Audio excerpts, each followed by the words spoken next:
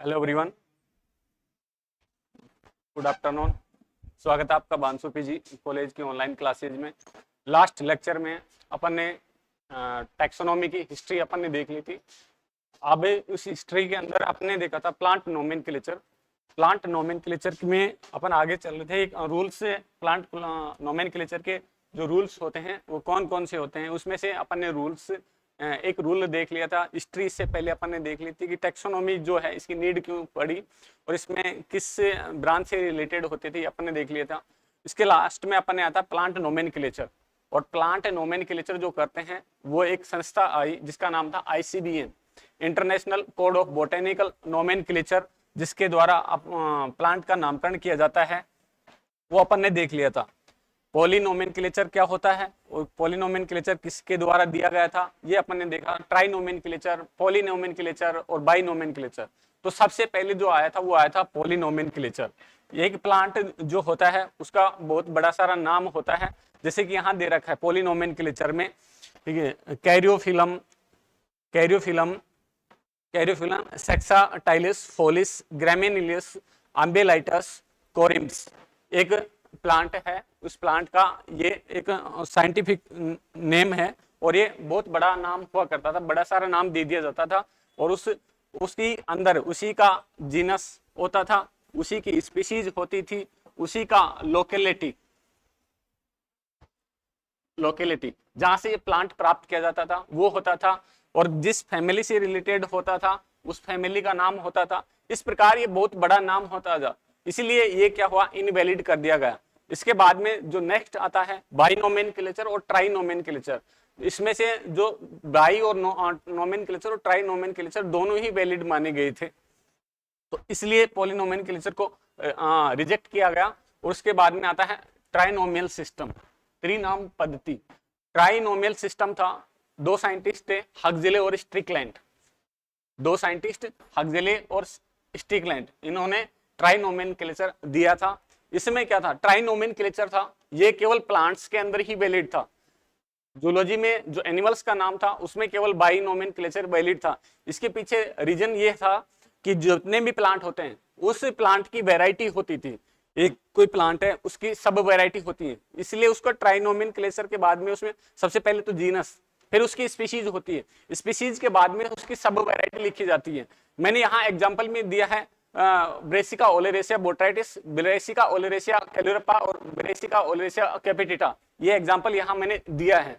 तो सबसे पहले ट्राइनोमेनक्लेचर में उसका जेनेरिक नेम होता है, यानी कि उसकी जीनस का नाम होता है, उसका जीनस का नाम होता है। उसके बाद में उसका स्पेसिफिक स्पेसिफिक एपिथेट होता है, यानी कि उसकी स्पीशीज का नाम होता है, स्पीशीज का नाम होता है। पर्टिकुलर जो स्पीशीज होते हैं उससे उसका नाम होता है, स्पीशीज का नाम होता है। और जो तीसरा जो है, जो इंपॉर्टेंट है कि ट्राइनोमेनक्लेचर में तीसरा जो है वो क्या ऐड किया जाता है, वो उसका सब स्पेसिफिक नाम होता है, नेम ऑफ वैरायटी हो सकता है, यानी कि जो आने वाली उसकी जो वैरायटी है, वैरायटी होती है कि एक ही प्लांट है उसकी सब वैरायटी हो सकती है, अलग अलग किस्म हो सकती है। तो उसके लिए ये सब वैरायटी के लिए उसके क्या दिया था, ट्राइनोमेनक्लेचर था। और ट्राइनोमेनक्लेचर ओनली प्लांट्स के अंदर वैलिड होती है। ट्राइनोमेनक्लेचर सबसे पहले प्लांट्स के अंदर सबसे ज्यादा इसका यूज किया गया था। समानता है, समानताओं के आधार पे सभी स्पीशीज और वैरायटी के आधार पे इसका ये दिया गया था। इसके बाद में एग्जाम्पल की अपन यहाँ बात करें तो एग्जाम्पल में यहाँ दे रखा है, मैंने पहले बताया था कि यहाँ अपन ने दे रखा फूल गोभी, पत्ता गोभी और गांठ गोभी। ब्रेसिका ओलेरेसिया, ब्रेसिका ओलेरेसिया, इसमें भी ब्रेसिका ओलेरेसिया और इसमें भी ब्रेसिका ओलेरेसिया, तीनों में ही सेम है, जीनस और स्पीशीज तीनों में सेम है। जबकि इनकी जो वैरायटी है, बोटाइटिस, कैपेटिटा और कैलेरप्पा, तीनों की जो वैरायटी है तीनों की डिफरेंट है। इसलिए प्लांट में जो सब वैरायटी है या ट्राइनोमेनक्लेचर था वो वैलिड माना गया था। अब इन प्लांट्स के एग्जाम्पल के बाद में मैं आपको दिखाता हूं, ये तीनों जो है, ये जो है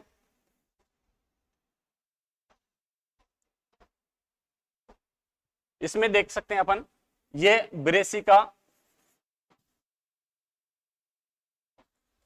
ब्रेसिका,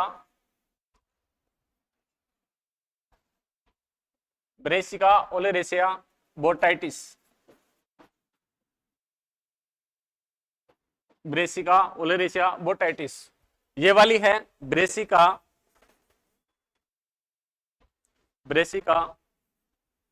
ओलेरेशिया कैपेटिटा, ये है ब्रेसिका ओलेरेशिया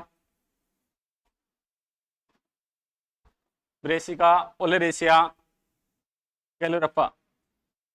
ये तीनों गोभी हैं, इन तीनों के अलग अलग इनकी वैरायटी है। इसको हिंदी में बोलते हैं फूल गोभी, इसको बोलते हैं पत्ता गोभी, और ये होती है गांठ गोभी। इनमें जीनस और स्पीशीज सेम होती है और वैरायटी इनकी डिफरेंट होती है। नेक्स्ट इसके बाद में आता है बाइनोमेनक्लेचर। बाइनोमेनक्लेचर सबसे ज्यादा वैलिड माना गया था, और ये जो बाइनोमेनक्लेचर था इसका जो फाउंडर है कैरोलस लीनियस है। और यदि ये पूछा जाए कि बाइनोमेनक्लेचर फर्स्ट टाइम गिवन बाय, तो अपने को आंसर देना है गैस्पार्ड बोइम। क्या देना है? गैस्पार्ड बोइम। कि सर्वप्रथम बाइनोमेनक्लेचर किसके द्वारा दिया गया, तो आंसर आना चाहिए गैस्पार्ड बोइम। इन्होंने अपनी एक बुक लिखी थी, पिनाक्स बोल सकते हैं या पाइनेक्स बोल सकते हैं, पिनाक्स थिएटर बोटेनिका। इस बुक से ये बाइनोमेनक्लेचर ये दिया गया था। इसके बाद में इसके जो फाउंडर थे कैरोलस लीनियस थे फाउंडर, क्योंकि इन्होंने क्या किया था, कैरोलस लीनियस ने इसको बहुत अधिक मात्रा में इसका यूज किया था, इसीलिए इसको क्या माना जाता है, फाउंडर ऑफ बाइनोमेनक्लेचर। इसके बाद में प्लांट के जो नोमेनक्लेचर थे, कैरोलस लीनियस ने एक बुक लिखी थी स्पीशीज प्लांटेरम, जिसमें प्लांट के नोमेनक्लेचर से रिलेटेड रूल थे, इसलिए इस बुक में प्लांट से रिलेटेड नाम दिए गए थे, स्पीशीज प्लांटेरम। इसके बाद में स्पीशीज प्लांटेरम और दूसरी आती है एक सिस्टमा नेचुरी। दो बुक लिखी थी, इन दोनों बुकों की अलग अलग डेट होती है। इनकी है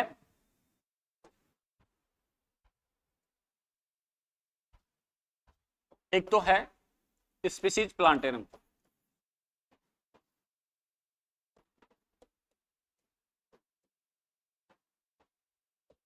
दूसरी है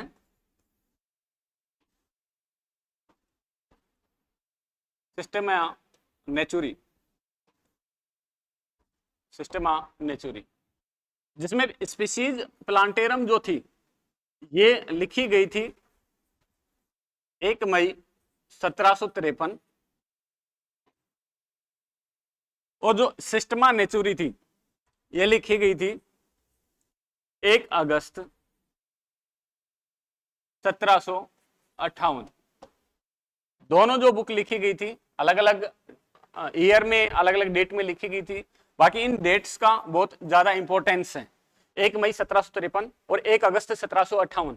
यानी कि प्लांट में जो नोमेनक्लेचर यानी नामकरण के लिए जो नियम दिए गए थे, या प्लांट से रिलेटेड जो भी नाम दिए गए थे, जो इन डेट्स के अकॉर्डिंग वैलिड किए गए थे।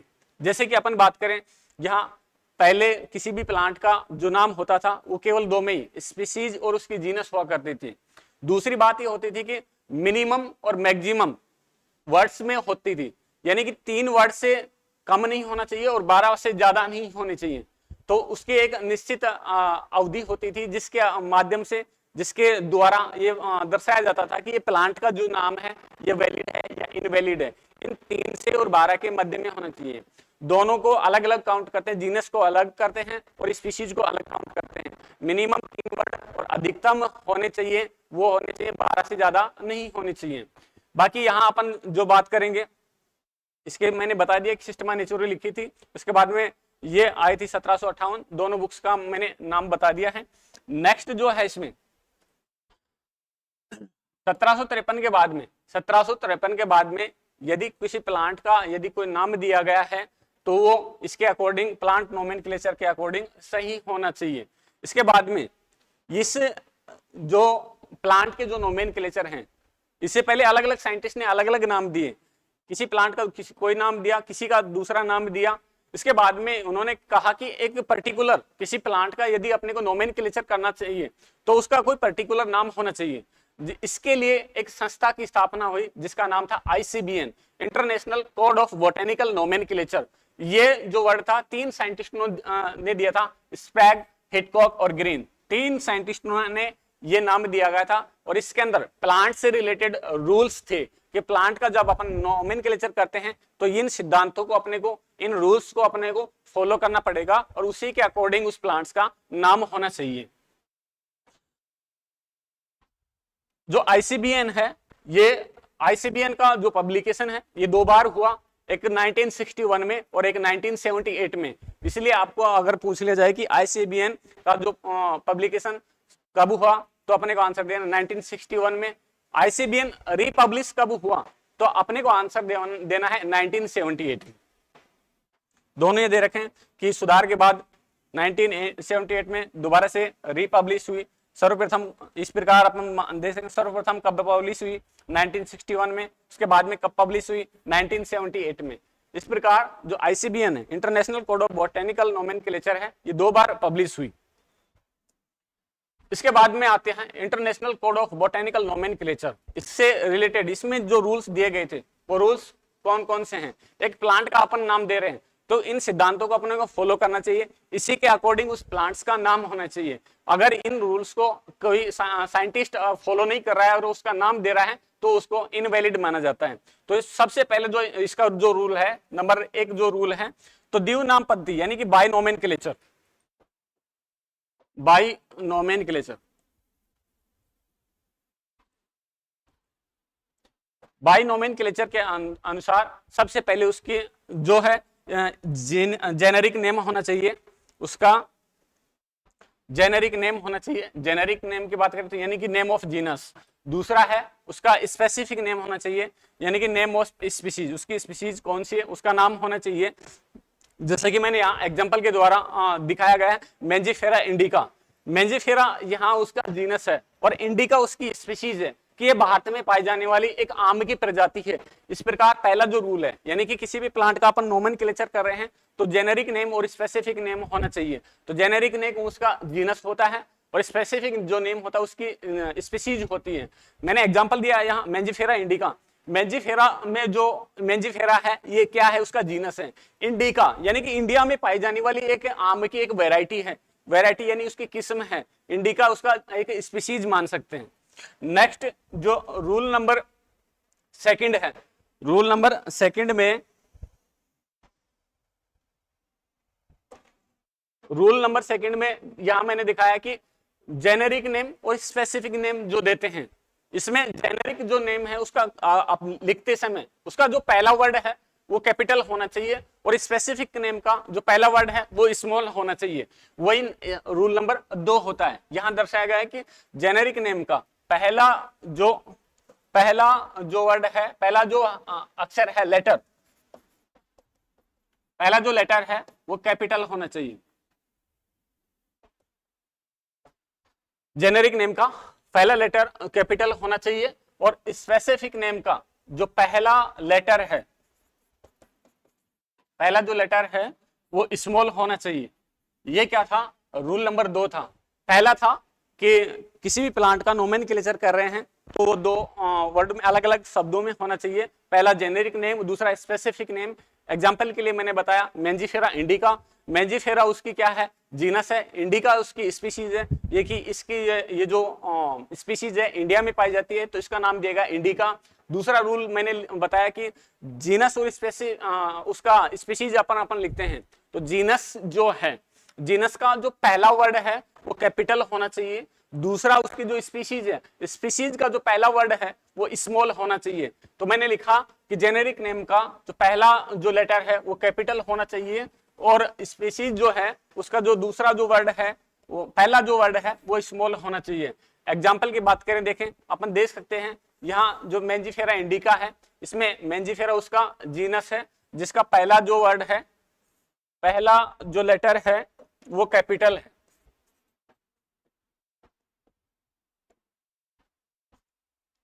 दूसरा इंडिका, इंडिका उसकी स्पीशीज है, इंडिका उसकी स्पीशीज है जिसमें पहला जो लेटर है वो स्मॉल है, स्मॉल लेटर यहां दिया गया है।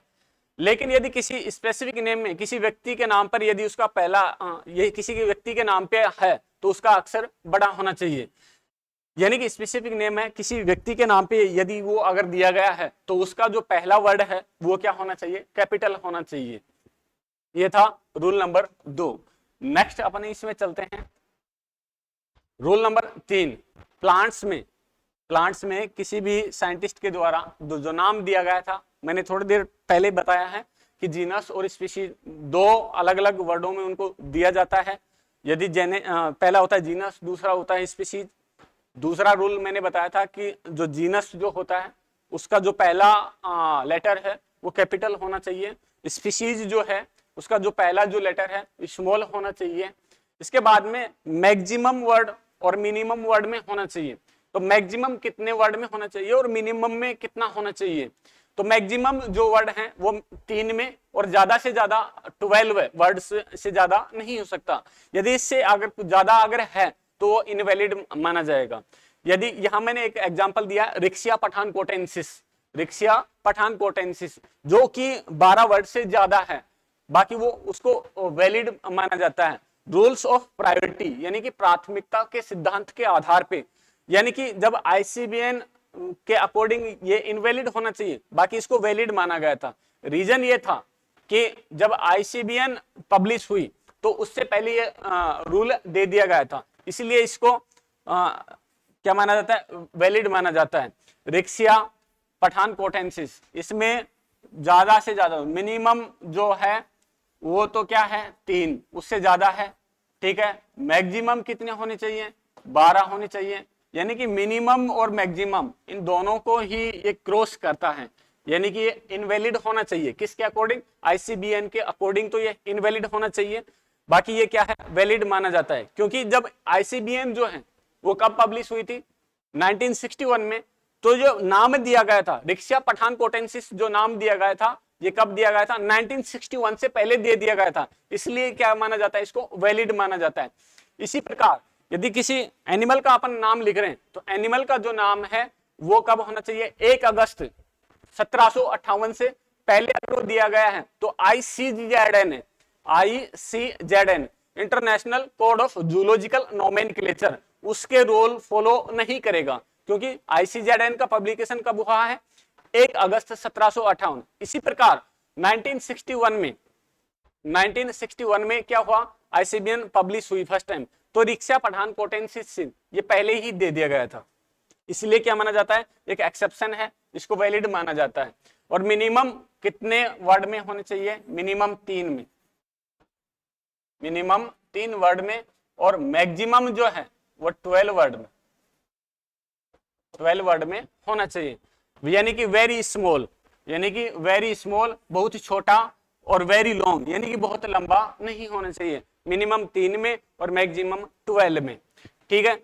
यहाँ एग्जाम्पल की बात करें, मैंजीफेरा इंडिका, दोनों को डिफरेंट काउंट करते हैं। जीनस को अलग काउंट करेंगे, स्पीशीज को अलग काउंट करेंगे, दोनों को टोटल मिलाएंगे, अलग अलग काउंट करेंगे, एक साथ टोटल मिला के इनको काउंट नहीं करेंगे।